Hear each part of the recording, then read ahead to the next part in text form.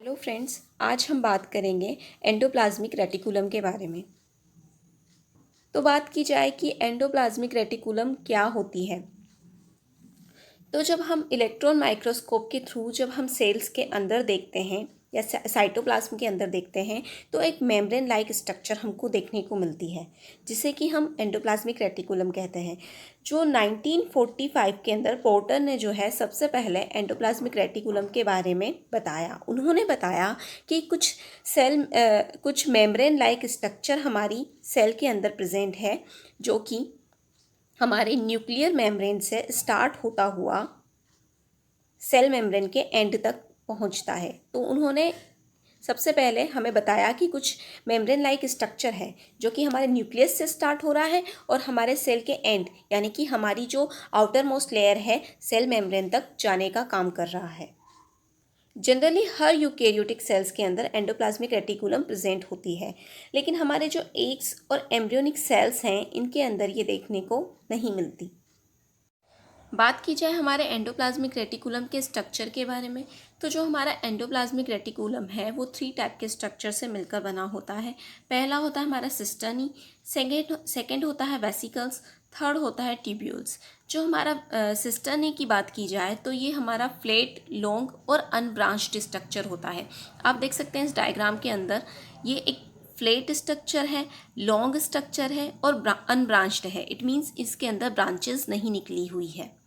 बात की जाए हमारे वेसिकल्स पार्ट की, तो ये जो होते हैं राउंड फॉर्म में प्रेजेंट होते हैं।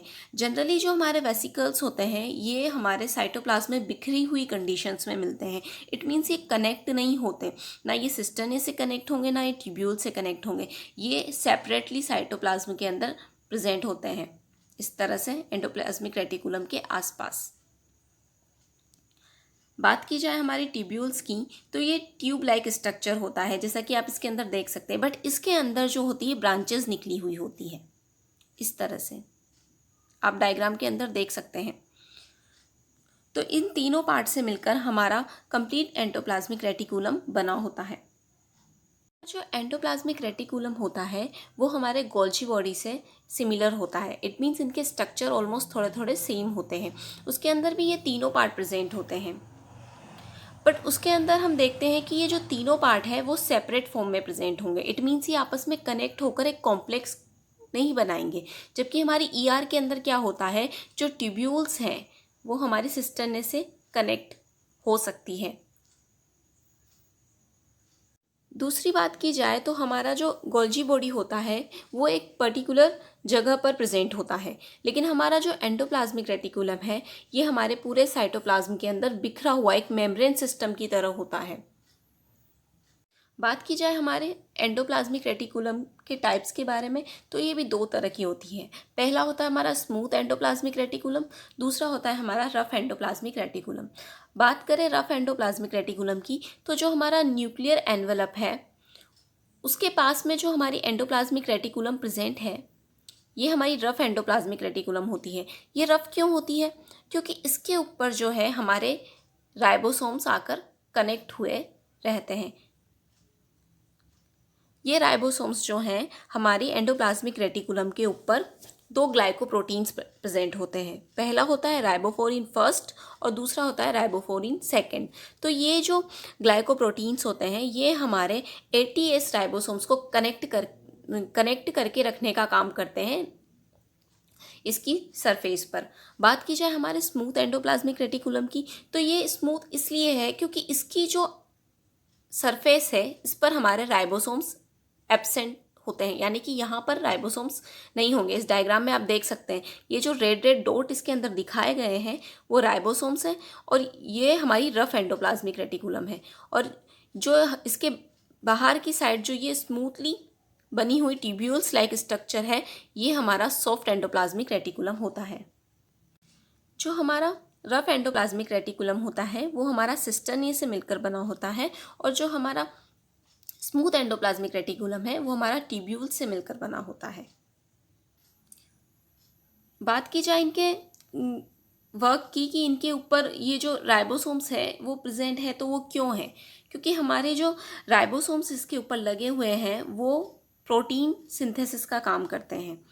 तो हमारी जो रफ एंडोप्लाज्मिक रेटिकुलम होगी वो प्रोटीन सिंथेसिस का काम करेगी, जबकि हमारी जो स्मूथ एंडोप्लाज्मिक रेटिकुलम होगी वो हमारे स्टेरॉइड का सिंथेसिस करेगी, कार्बोहाइड्रेट मेटाबॉलिज्म का काम करेगी और हमारे पिगमेंट प्रोडक्शन का काम हमारी स्मूथ एंडोप्लाज्मिक रेटिकुलम करती है।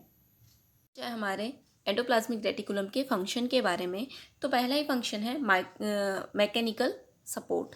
मैकेनिकल सपोर्ट इट मीन्स जो हमारा सेल है उसके अंदर कई सारे माइक्रोट्यूब्यूल्स, माइक्रोफिलामेंट्स एंड हमारी एंडोप्लाज्मिक रेटिकुलम प्रेजेंट होती है।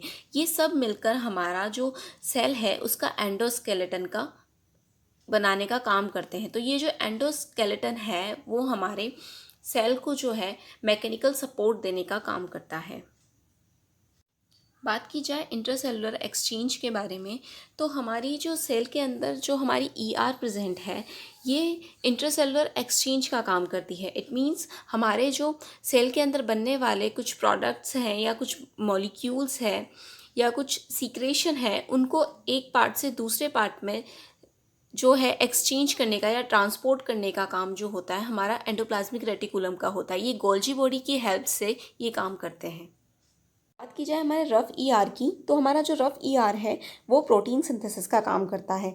हमारे जो एंडोप्लाज्मिक रेटिकुलम है रफ़, उसके ऊपर जो होते हैं राइबोसोम्स प्रेजेंट होते हैं। ये राइबोसोम्स जो होते हैं ये एमआरएनए के थ्रू हमारे प्रोटीन में कन्वर्ट हो जाते हैं या प्रोटीन का फॉर्मेशन करते हैं। ये जो प्रोटीन होता है हमारी जब एंडोप्लाज्मिक रेटिकुलम के एंड में आकर एक छोटे से पाउच के अंदर इस प्रोटीन को डाल दिया जाता है, जिसे हम वेसिकल्स कहते हैं।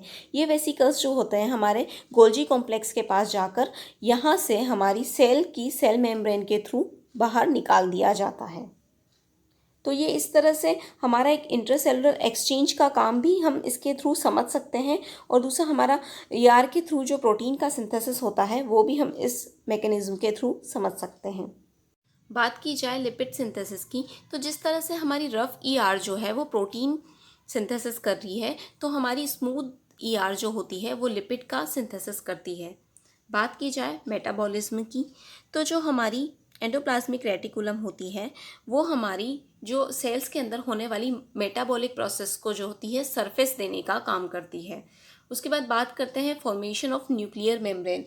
जब हमारा सेल डिवीज़न होता है तो उसके अंदर हमारे प्रेजेंट होने वाला हमारा न्यूक्लियर मटेरियल जो होता है उसके आसपास आकर सेल मेम्ब्रेन आसपास आकर हमारी ईआर के जो वेसिकल्स होते हैं वो इकट्ठे हो जाते हैं, और ये आपस में कनेक्ट होकर हमारी एंडोप्लाज्मिक रेटिकुलम के साथ साथ न्यूक्लियर एनवलप का भी फॉर्मेशन करता है। तो आज हमने बात की एंडोप्लाज्मिक रेटिकुलम के बारे में। अगर आपको ये वीडियो अच्छा लगा है तो लाइक कीजिए, शेयर कीजिए और हमारे चैनल को सब्सक्राइब कीजिए। Thank you.